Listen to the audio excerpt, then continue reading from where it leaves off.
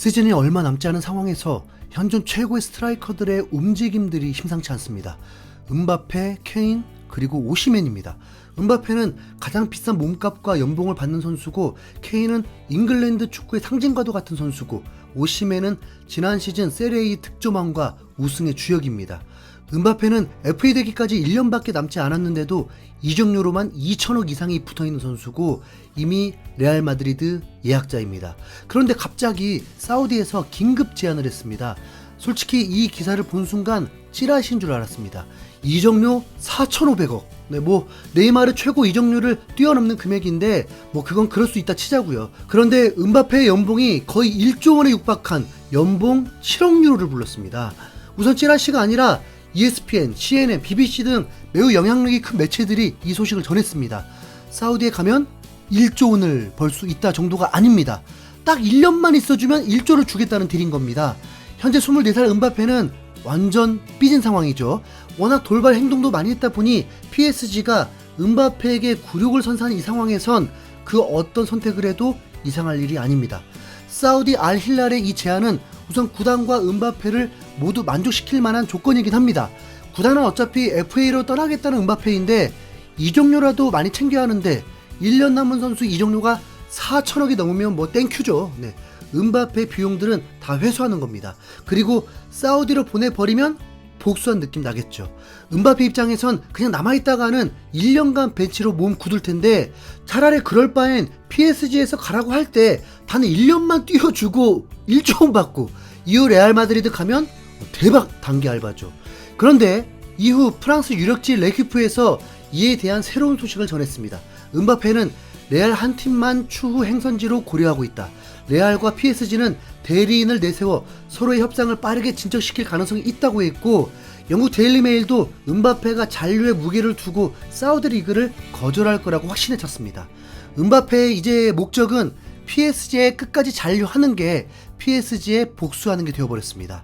PSG가 사우디 리그 이적을 수락했듯이 레알 마드리드도 올 시즌에 2천억 정도만 준다면 팔 의사가 있을 텐데, 레알 마드리드는 꼼짝하고 있지 않습니다. 오히려 PSG가 음바페를 투어에 보내지 않은 것에 놀라있는 상황입니다. 이러다가 음바페 경기 감각 다 떨어져 있는 상태로 다음 시즌 FA 최고 이적 역사를 쓴다면 레알 마드리드도 손해거든요. 와, 심리전 대단하죠. 음바페가 눈 깜빡하는데 3만원, 1초에 3만원을 벌 수 있는 금액인데 거절했다는 것도 와, 인정. 멋지긴 하네요. 아니, 혹시 사우디의 이런 제안 안 받아들일 분 계신가요? 음바페의 목표는 챔피언스리그 우승밖에 없습니다. 월드컵 우승, 준우승을 경험하고 리그 우승과 득점왕은 밥 먹듯이 했으니까요. 그런데 챔피언스리그 우승을 하려면 당연히 더 강한 팀, 빅클럽으로 가야 하는 게 수순이겠죠. 그래서 토트넘은 갈 일 없다고 한 것이고, 첼시에서도 눈여겨보고 있다고 하는데 우승 후보로 급부상할지는 몰라도 우승 장담은 못하죠. 레알 마드리드는 챔피언스리그 최다 우승팀이면서 본인이 합류하면 팀은 더 강해지니 리그 우승, 챔스 우승을 노리면서 가장 강한 팀이 될 수 있을 거란 판단일 것입니다. 과연 구단과 음바페는 어떤 결정을 하게 될까요? 그리고 오시맨은 갑자기 구단과 협상 결렬 소식이 떴습니다. 코리엘레 델로 스포르트는 오시맨과 나폴리의 재계약 협상이 결렬됐다.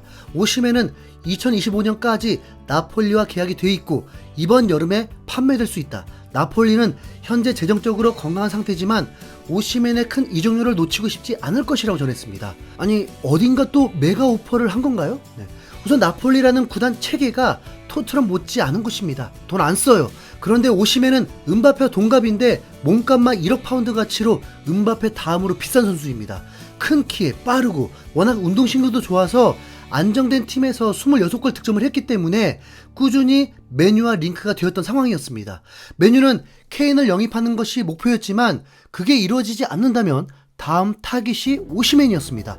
최근에 테나은은 메뉴가 구단 인수도 마무리되지 않고 선수 영입에 대해 불만을 갖게 된 상황에서 오시맨이 시장에 나오게 되면 무조건 달려들겠죠. 회이론과 오시맨을 동시에 영입하는 것이 목표라고 이탈리아 매체 소식지는 전하고 있습니다. 메뉴 스트라이커가 회이론이라고 하면 전력이 맨시티를 잡기는 불가능할 것처럼 보이지만 오시맨을 데리고 온다면 확실히 전력이 강화가 되는 거죠. 오시맨은 우승 후의 인터뷰에서 나폴리가 너무 좋다고 하면서 잔류 의지를 밝혔지만 오시멘의 가치를 너무 후려치고 있기 때문에 나폴리가 감당할 수 없을 정도의 레벨이 되었습니다. 거기다 돈 버는 거 좋아하는 구단이니까요. 네. 그리고 마지막으로 케인의 거취는 점점 더 뮌헨 분위기로 흘러가고 있습니다.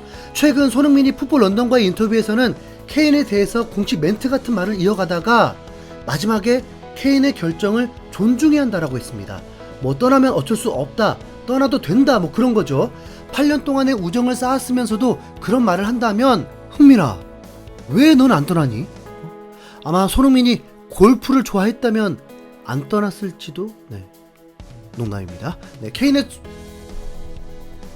케인의 이적 수수는 독일 매체에서 케인 아내가 뮌헨에서 집과 자녀 교육에 대해서 알아보기까지 했다고 전해지고 있으니까 사실상 올 시즌이냐 내년이냐의 결정만 남은 겁니다. 이건 뮌헨과 토트넘 양쪽 다 올 시즌 행보를 결정지을 가장 큰 비즈니스입니다. 뮌헨 입장에선 케인이 와야 퍼즐이 완성되고 챔스 우승까지 포함한 6관왕 시동을 걸 수 있습니다. 케인은 이미 전적 자체가 체력의 한계가 어디까지인지 미들라이커를 하면서도 거의 전 경기 출전을 해버릴 정도입니다. 토트넘 입장에서는 케인이 있어야 그나마 챔스 도전을 비빌 수 있을 것이고, 그래도 신락 같은 희망으로 재계약을 하지 않을까 해서 주급 40만 파운드를 부르기도 했지만 케인은 꿈쩍하지 않습니다. 우선 토트넘도 PSG와 똑같이 대형 선수를 FA로 떠나보낸다는 것은 바보 같은 짓이라고 보고 있습니다. 전문가들은 오히려 레비 회장이 몰린 거라고 보고 있죠. 1억 파운드를 원하는 레비지만 뮌헨 구단 측은 자신감이 넘친 상황에서 단계별로 접근하고 있습니다. 그리고 마지막 단계가 1억 유로의 바이백 조항을 활용하는 것입니다. 바이백 조항은 선수를 이적시켰지만 다시 원소속팀이 데려갈 수 있는 권리 같은 것입니다. 다른 팀이 눈독 들이더라도 먼저 사갈 수 없다는 거죠. 뮌헨의 조건은 우승하면 다시 돌아가라는 것입니다. 네. 이건 또 솔깃하죠. 케인은 애초부터 가고자 하는 팀이 있는 것이 아니라 우승을 하고 싶어 하는 것입니다. 케인이 메뉴에 적극적이지 않은 것도 사실 거기 간다고 우승 보장되는 것도 아니거든요. 그런데 뮌헨은 최고의 클럽이면서 무조건 우승을 하는 팀이니까 매력이 있는 것이고 챔스 우승 확률도 더 높습니다. 지난 시즌 8강에서 탈락은 했지만 전문가들의 예측으로 챔스 우승 확률 30%가 넘었습니다. 케인이 우승을 경험하면 그 다음 목표는 무조건 프리미어리그 최다골 경신입니다. 프리미어리그에서 우승하고 싶다면 그래도 확률 높은 맨시티, 아스날을 선택해야 하는데 맨시티는 이미 혼란이 2027년까지 계약되어 있기 때문에 자리가 없고 아스날 거기 갔다가는 지명수배됩니다. 네. 토트넘을 향한 사랑은 변함없고 케인이 떠나도 팬들은 배신감을 느끼지 않습니다. 다시 돌아오기만 해도 케인도 이룰 거 다 이루고 팬들도 행복하겠죠. 네.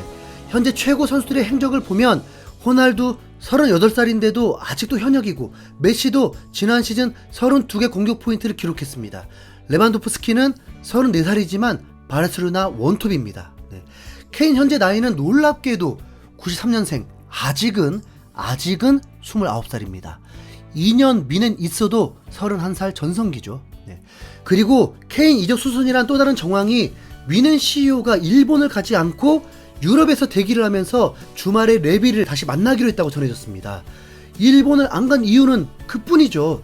손흥민이 케인을 존중하는 건 현재 충분히 그럴 수도 있다는 걸 전제하기 때문에 한 발언입니다. 선수가 부상으로 1년을 통째로 쉬기도 하는데 2년 뒤 돌아온다는데 선수 위에 보내주는 게 맞겠죠. 네.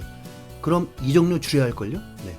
토트넘 입장에서는 최소 1년은 절대로 뮌헨을 만날 일이 없기 때문에 토트넘이 뮌헨 챔스 우승 응원할 판입니다. 네.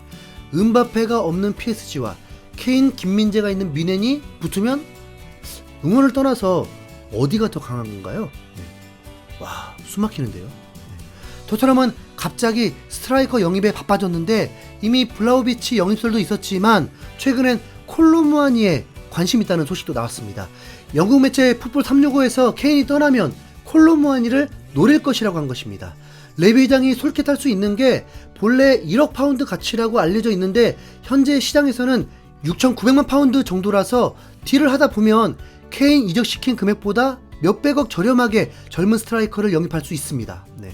분데스리가에서 리그 최고 15골을 넣기도 했는데 히샬리송보다 나은 거 맞죠? 네. 이 대형 스트라이커의 행보에 따라서 손흥민, 이강인, 김민재의 활약 여부도 달라집니다. 과연 올 시즌 어떤 결론이 나게 될까요?